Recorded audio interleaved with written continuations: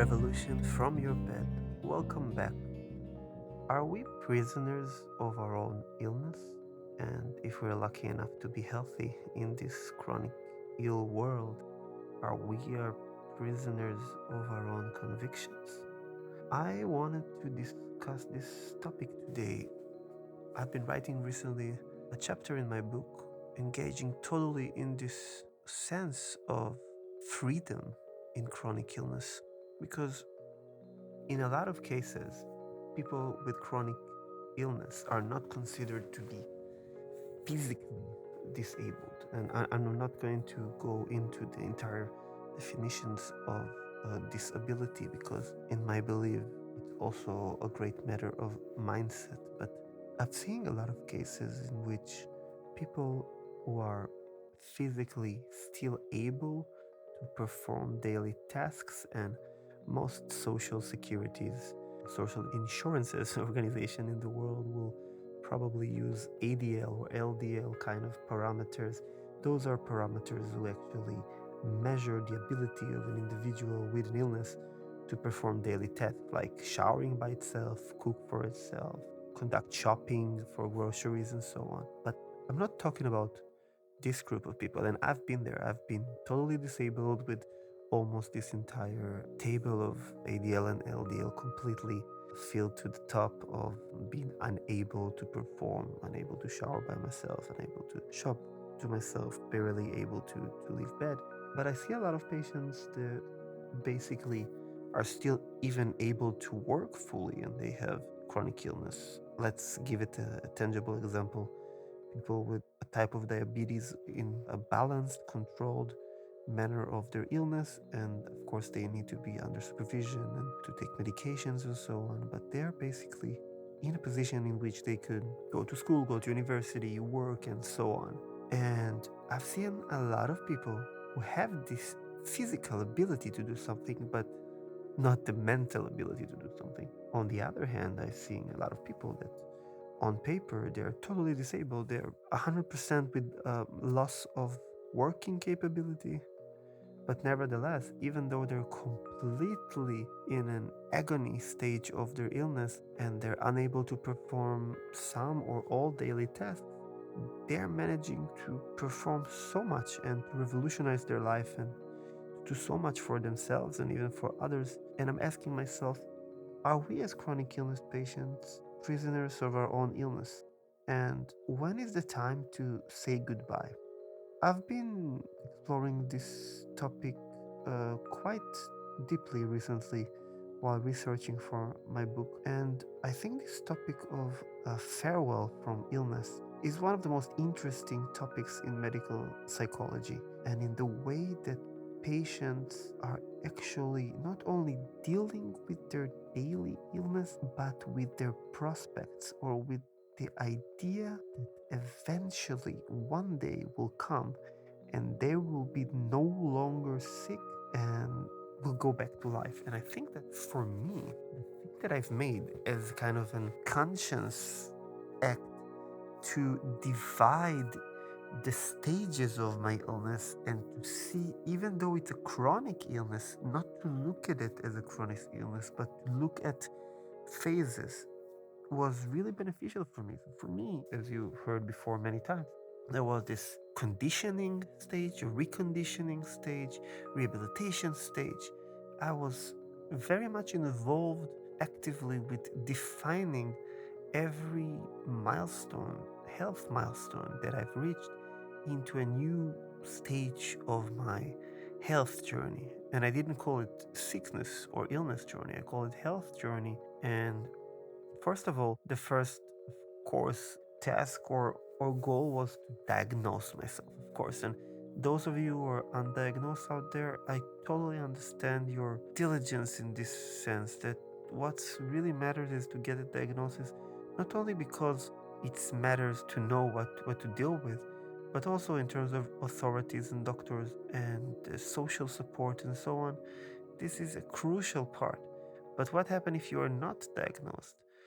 And this is very much related to what I'm talking about today because there are illnesses like POTS, like mine illness, POTS syndrome, that the average time for diagnosis is around 6 years. So, in those 6 years, are we just sitting and waiting to be diagnosed, or are we trying to empower our body and go back to life? And I think that because of these definitions that are created in our world for sickness and for health, we are basically kind of missing the point of true healing. And we are kind of fostering and nurturing this idea of this prison of illness, this imprisonment that many patients will experience.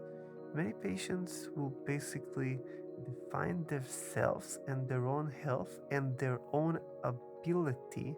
And this ability, I'm talking about self definition for now, by what other people sees in them. But what happened when we combine these two toxic, pungent mixes of social judgment, personal judgment, and the serving, this service that the illness gives most of us? The way that illness serves patients is so dramatic and affecting the life of the patient in ways that actually the attention that will be received back from loved ones, from society, from the medical institutions, combined with the personality, the own personality of the patient, will be a great determinant in my idea of how the patient will deal with his or her illness. And the heroic stories of coping that we hear mainly reach the headlines are those who are kind of very successful in their life and then something happened, a tragic accident or some sort of acute illness like cancer, and then the way they deal with this illness usually cause them to undergo through this miraculous experience of self-revelation and self-development and self-empowerment, and then you start to appreciate life again, of course, because oh my god, you missed life, you missed out on life, and you didn't appreciate your loved one, your life, yourself, everything that we already discussed and knows, right? And what happens is that those people will probably make dramatic changes to their life. Especially, let's talk about cancer survivors, because it's such a dramatic illness with such a harsh course of actions that today, of course, the survivability rates are getting higher and higher. So when you're surviving cancer, you're a cancer survivor. You get this social accommodation that you survived something terrible, this ordeal, and now you're kind of hoping to stay in remission, to kind of be disease free, illness free. And it's your choice how to maintain your life. Many people undergo dramatic changes also with other acute illnesses, which of course can be chronic related, like heart disease. So if somebody gets a heart attack, a lot of times, if it's in an active, still younger ages, many people kind of change their diet and change their life because, yeah, I got a reminder. I hit this rock bottom and I got a very swift reminder of what is on stake, what is in stake here. And what's at stake? It's not only our health, it's everything we considered as worth living for. But in chronic illness, what happens in many cases, whether if you're diagnosed or not, if you're lying in bed for 5 years and you don't have a diagnosis, you're probably chronically ill. Even if medicine cannot define it, even if your chronic illness is a mental illness, so completely similar, like body, mind, it's all the same for me. And diseases of the brain or diseases of the liver, for me, it's the same. It's still a chronic illness that requires a tremendous amount of efforts to get out of. But those patients are looking, in many cases, very differently at life because it's not a one dramatic event that changed the course of life, and because it's basically just ups and downs, and mainly downs, and a lot of letdowns from medical establishment, from family members, from friends, from loved ones, from society.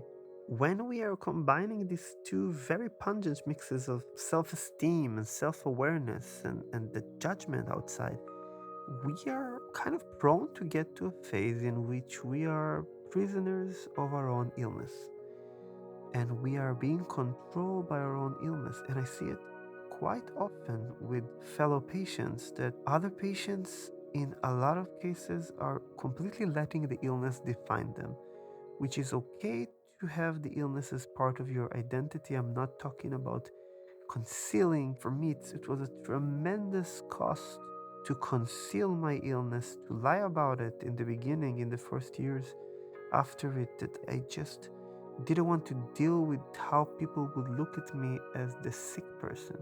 I'm not talking about that. I'm talking about the fact that it's okay that an illness is part of your identity. It's okay that something that really occupies a lot of your efforts in life and time is something that you will take into account every day of your life. But if you kind of emphasize everything that you have on the illness, you're giving it strength. And one of the people I admire the most, Sir Anthony de Malo, he said that everything that you basically insist on maintaining or perpetuating, you give power to. You're basically making this little fly this huge monster. And I'm not talking about the physical aspects of illness for a second. I'm talking about the way our mind works when regarding to chronic illness. And I'm very much against concealing, and I'm very much against ignoring. I'm not saying you should ignore your illness, and I've heard cases. I have somebody I know in Israel that he had diabetes and he says, no, I don't have anything, I'm strong, everything will be okay. And eventually he got to a hospital, collapsed from ketoacidosis. This is not what I'm talking about. But I do talk about a healthy state of mind that will eventually help lead to a healthy state of body. And many patients make this mistake of letting illness define them and letting illness be their warden, be their kind of guard, and be their prison. Because if every time you will use your illness as a shield, as a defense, everybody around you try to get on with your life and involve you in things that you may or may not want or can do, every time you are asked to do something that poses some sort of threat on you, the illness will serve as shield. You will never get out of this state of mind. And when I'm talking about this chronic illness serves as prison, I'm also talking about when it's time basically to say goodbye, and the power of goodbye, the power of saying our farewell to the illness that served us. I think that this could be an actual ritual, and a ritual that can actually really help us get on with our life, give us closure. And yes, if it's a chronic illness, it's probably still gonna be there. I'm not talking for a second about complete and miraculous healing. I know there are a lot of very interesting cases about people that made completely alternative approaches and changed their mindset and got completely healthy. And I cannot say anything against this because I myself use mindfulness tools to reach where I am, even though that on paper I'm 100% disabled. And I'm not talking for a second about replacing medical advice. But if I were to completely ignore my illness, would I be negligent? Maybe. It really depends on what you have. Like, I'm not talking about, yeah, stop taking a medication, but I do talking about having some sort of ritual that will help you move to the next phase. If you look at your illness as the controlling force of your life or the limiting force of your life, it's like having a laptop with a very small hard disk. No matter what you do, the hard disk is still going to be there unless you can upgrade it. So it's either you kind of go deep inside the system, clean it up, and allocate spaces in a different way, back up what needs to be back up to the cloud or to a disk. Some things in life are very important. It's like herding versus reminiscing. Some things in this hard disk I call illness are very important to take with you. Some gifts of growth and the big thank you, this gratitude you should be having for your illness, for this fact that it teaches you many, many lessons. But if we're looking at this illness as a vessel, as this hard disk, and we let this size of hard disk to limit us, and you tell yourself there is nothing I can do, I only have this 188 gigabytes. That no matter what I do, it's always going to be 188 gigabytes. So you'll never move on. But if you think for a second, yeah, I can delete few parts. Some parts will always be there, Your operating system, you cannot be deleted, right? So if I look at the operating system as the chronic illness for a second, and this operating system is the basic bodily function that needs to be nourished. So nutrition, sleep, mindfulness, activity, and for some people, yes, the medication and medical treatment that must be taken. Maybe one day it will change. This is not what I'm talking about at this time. But if this is the operating system that we're talking about, what are the rest? What is occupying the rest of the space? Are we talking about fear? Are we talking about fear of loss? Are we talking about being naked and exposed to the world if we're kind of letting go of this vessel that help contain us? Because that's what it does. It helps contain us. It imprisons us. It limits us. If we look at the basic necessities and keep them, back up only what you need. And when I'm talking about backup, saying, okay, I'm going to do some sort of ritual with myself to reminisce every year I had with this illness and write this table on a piece of paper or on a computer, kind of pros and cons. But what did I take from this illness? What is serving me and what is not serving me? I'm going to have it in my book, by the way. I'm going to have a complete guide there that is going to talk completely about that. But this little exercise is super simple. How does this illness serve me? What can I take with me from it? What am I willing to say goodbye to? And am I ready to move on? And you will see that many of these occupants of space are completely space holders that are there in your mind in order to protect you. Because yes, you've been bullied as a patient by your doctors, by maybe your society, maybe even family members and friends. So for some of us, illness serves as a guardian. From this huge dark monster, it became kind of a friend. It became kind of unwilling partner. Sometimes you need to partner up with people you don't like so much. And with this illness, it became our guardian. It became our kind of, backup plan all the time. Every time we want to escape our fears, not deal with something, we always have our illness to go back to, fall back onto, right? So if we're looking at our vessel again, and we are doing this little exercise, and we're thinking with ourselves, what am I keeping and what am I letting go? I think that most of you will find that eventually there is very little you need to keep. And if you manage to do this transcendence, this switch in your head, this really flip of this change of mind, mindset reset, that I'm not sick anymore. I do have other health needs. I do have a chronic illness. I do have other health needs.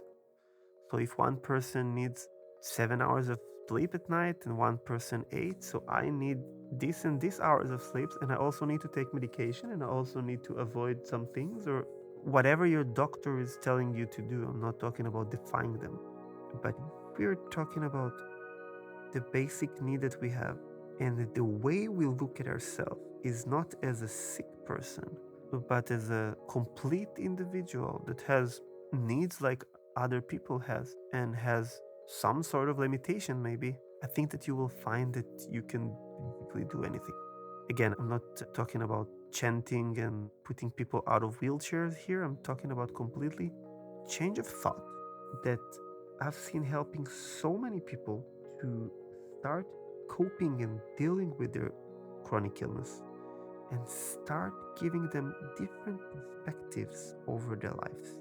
For me, this hitting of rock bottom that I felt, that I had, that I totally understood that nothing is going to be changed in my life, and I lost so many years, so much already, and I missed school, and I missed so many things. And I've decided in this moment that I have to change my mind and my mindset, that I cannot look at myself as the sick person anymore, and I can look at myself as a person that has hopes and dreams and is complete.